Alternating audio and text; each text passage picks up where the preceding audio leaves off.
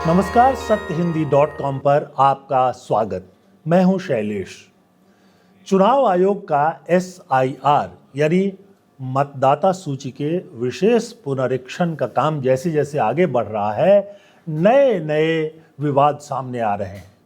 एक तरफ उत्तर प्रदेश के जो मतदाता सूची है उसका ड्राफ्ट सामने आने के बाद, SIR के बाद जो ड्राफ्ट बना है उसके सामने आने के बाद पुरी के शंकराचार्य अविमुक्तेश्वरानंद ने उत्तर प्रदेश सरकार को भंग करने की मांग की है और उन्होंने कहा कि जब मतदाता सूची से करीब करीब 3 करोड़ नाम काटे गए हैं तो इसका मतलब ये है कि जो पिछला चुनाव हुआ था वो फर्जी मतदाताओं के आधार पर हुआ था, और जब फर्जी मतदाताओं के आधार पर हुआ था तो उससे चुनी हुई सरकार वैध नहीं हो सकती। इसलिए राष्ट्रपति को इस सरकार को, उत्तर प्रदेश की वर्तमान सरकार को भंग कर देना चाहिए और नई जो मतदाता सूची है उसके आधार पर फिर से चुनाव कराना चाहिए। एक तरफ ये है। दूसरी तरफ पश्चिम बंगाल में SIR को लेकर अब जो खबरें आ रही हैं उनमें एक अजब गजब खबर भी है। इसमें नोबेल पुरस्कार विजेता अमर्त्य सेन की मां की उम्र को लेकर ही सवाल उठा दिया गया है। मैं ये बता दूं कि अमर्त्य सेन इस समय करीब करीब 92 वर्षों के हो चुके हैं। वो पश्चिम बंगाल के बोलपुर जिले में शांति निकेतन के निवासी हैं। शांति निकेतन आप जानते होंगे, कवि गुरु रविंद्रनाथ टैगोर ने इसकी स्थापना की थी। अमर्त्य सेन वहीं मूल रूप से रहते हैं, वहीं के मतदाता हैं। अब चुनाव आयोग ने उनके पास भी एक नोटिस भेज दिया जिसमें कहा गया कि उनकी मां की उम्र जो है वो बहुत कम, उनके जन्म के समय बहुत कम लगती है, इसलिए वो इस पर जो है जवाब दें।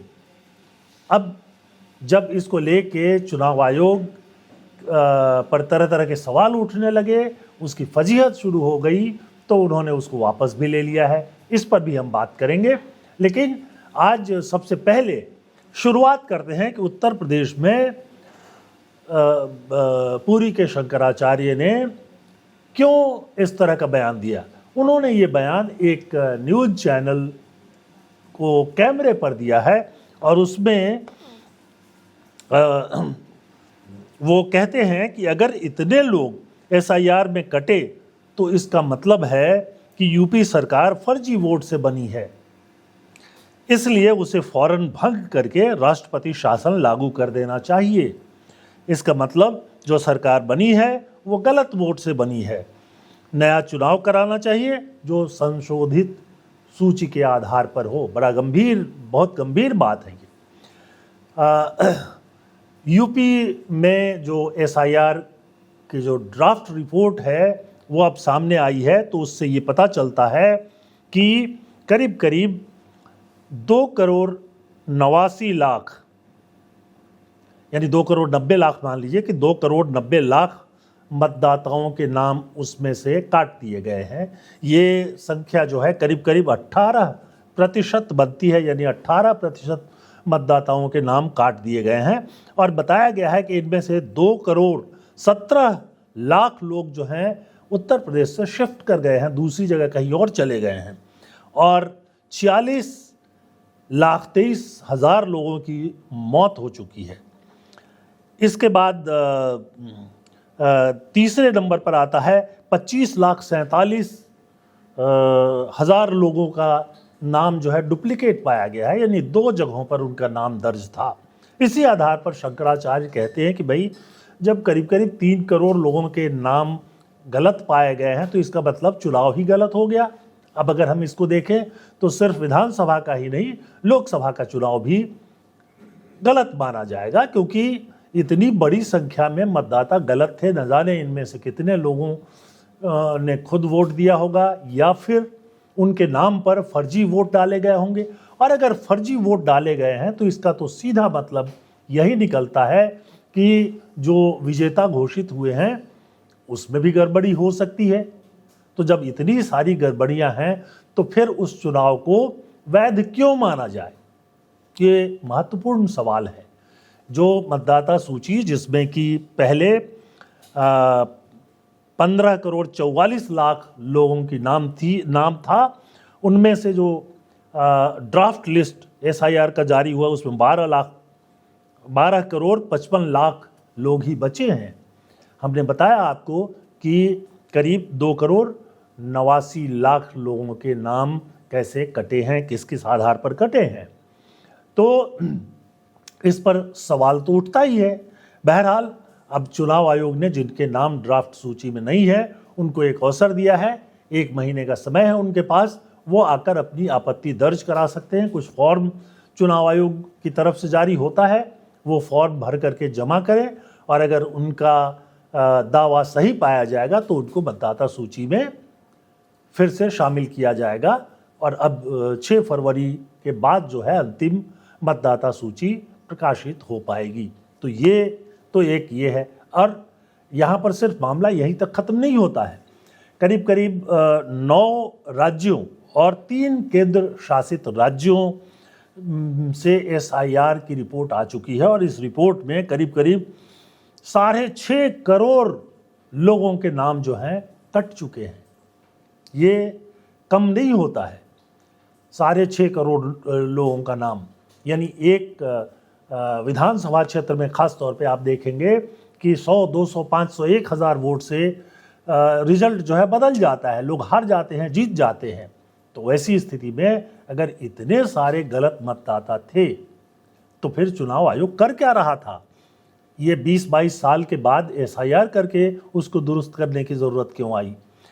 अब अगर हम बंगाल को लें जिसकी SIR की रिपोर्ट पहले ही आ चुकी है, तो उसमें करीब करीब 58,20,000 लोगों के नाम जो है काटे गए हैं और इसमें से बहुत सारे लोगों को नोटिस भेजा गया है जिसमें उनके उन मतदाता सूची में जो त्रुटियां हैं उस पर जवाब मांगा गया है।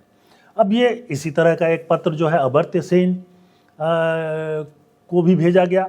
अमर्त्य सेन के बारे में आप जानते ही हैं कि वो अर्थशास्त्र में नोबेल पुरस्कार, जो दुनिया का सबसे बड़ा पुरस्कार माना जाता है, उसको प्राप्त कर चुके हैं। भारत के स्थायी निवासी हैं, भारत के नागरिक हैं, लेकिन वो अमेरिका में भी रहते हैं, वहाँ के कई विश्वविद्यालयों में भी पढ़ाते हैं।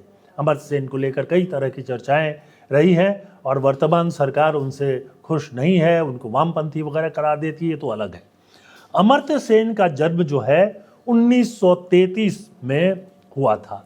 इसके हिसाब से अब वो करीब 92 वर्ष के हैं और उनकी माँ का जन्म जो हमें दस्तावेज मिले हैं उसके हिसाब से 1914 में हुआ था। अगर इसको आप देखें तो जिस समय अमर्त्य सेन का जन्म हुआ यानी 1933 में उनकी माताजी की जो उम्र है करीब 19 वर्ष होगी। लेकिन जो चुनाव आयोग के रिकॉर्ड में है उसके हिसाब से उनका जन्म 1914 में नहीं दर्ज है, 1918 में है। तब ये गलती चुनाव आयोग की है। चुनाव आयोग ने अब नोटिस को तो वापस ले लिया है और ये कहा है कि ये जो इस तरह की गड़बड़ी है उसको हम खुद ठीक कर लेंगे। बहरहाल चुनाव आयोग इसको ठीक कर सकता है। वैसे अगर आप ये कहें कि 1930 में, 1933 में, 1940 में, बल्कि लगभग आज़ादी के बाद तक भी 15 साल या से बहुत कम उम्र में महिलाओं की, लड़कियों की शादी हो जाती थी और 13-14 साल में उनके बच्चे हो भी जाते थे। तो ये सवाल क्यों उठाया गया, ये भी एक आश्चर्यजनक बात ज़रूर है। इस तरह की बहुत सारी गड़बड़ियाँ देश के अलग अलग भागों से सामने आ रही हैं। यानी जिस SIR को चुनाव आयोग कह रहा है कि मतदाता सूची दुरुस्त हो जाएगी, विदेशी नागरिक निकाल दिए जाएंगे, ये बार बार चुनाव आयोग कह रहा है। अब विदेशी नागरिक कहीं वो ढूंढ नहीं पा रहा है। बिहार में जो SIR हुआ उसमें भी कोई विदेशी नागरिक के बारे में बताया नहीं गया कि कौन विदेशी नागरिक था जिसका नाम काटा गया। बंगाल में और ये बाकी जो 9 राज्य हैं और 3 केंद्र शासित प्रदेश हैं, इसमें भी कहीं विदेशी नागरिकों का जिक्र नहीं है। तो आखिरकार चुनाव आयोग किन विदेशी नागरिकों को ढूंढ रहा है? उसका अलग से आंकड़ा नहीं दे रहा है। वैसे सुप्रीम कोर्ट चुनाव आयोग से कह चुका है कि विदेशी नागरिकों के बारे में पता करना चुनाव आयोग का काम नहीं है। ये जो है अलग विभाग है, इसके लिए गृह मंत्रालय का काम है, गृह मंत्रालय इसका पता करे। ये एक अलग विवाद है। बहरहाल जो कुछ अमर्त्य सेन के साथ हुआ वो हास्यास्पद ही कहा जाएगा कि आप यानी चुनाव आयोग अपने रिकॉर्ड को ठीक नहीं रखा और उनको नोटिस दे दिया। ये बात चर्चा में इसलिए आ गई कि अमर्त्य सेन बहुत बड़े अर्थशास्त्री हैं, नोबेल पुरस्कार के अलावा उनको कई और पुरस्कार मिल चुके हैं। वो जो बिहार में नालंदा का नया विश्वविद्यालय शुरू हुआ था उसके कुलपति भी थे और शिक्षा के क्षेत्र में भी उनका बड़ा नाम है। भारत की अर्थव्यवस्था पर उन्होंने बहुत सारी किताबें लिखी हैं जिनकी काफ़ी चर्चा होती रहती है। तो अब सवाल ये उठता है कि एक व्यक्ति जो इतना बड़ा है, जिसका इतना नाम है, उसके साथ हो सकता है, तो आम लोगों के साथ क्या हो रहा होगा। कहीं ना कहीं SIR को लेकर जो सवाल उठाए जा रहे हैं उस पर चुनाव आयोग को गौर तो करना ही चाहिए। और दूसरी तरफ ये भी है कि जो बात शंकराचार्य अविमुक्तेश्वरानंद उठा रहे हैं उस पर भी गौर करने की ज़रूरत है कि अगर इतने नाम गलत थे, 15 करोड़ में 3 करोड़ के करीब के नाम गलत थे, यानी 18% गलत मतदाता थे, तो उसके आधार पर जो चुनाव हुआ उसको क्यों वैध कहा जाएगा। और इसमें सिर्फ उत्तर प्रदेश की सरकार की बात नहीं आती है। उत्तर प्रदेश विधानसभा का चुनाव तो 2022 में हुआ था। उसके बाद 2024 में लोकसभा का चुनाव हुआ है, उस पर भी सवाल उठेंगे। आखिरकार ये हो क्या रहा है और क्यों इतनी गड़बड़ियां इतने समय से चल रही थी, और जो सुधारा जा रहा है तो क्या वो वास्तव में सुधारा जा रहा है, या जो शिकायतें आ रही हैं कि कुछ खास वर्ग के लोगों को, कुछ खास समुदाय के लोगों को, गरीब लोगों के नाम को काटा जा रहा है, ये भी एक सवाल है। बहरहाल आज का ये बहस हम यहीं ख़त्म करते हैं।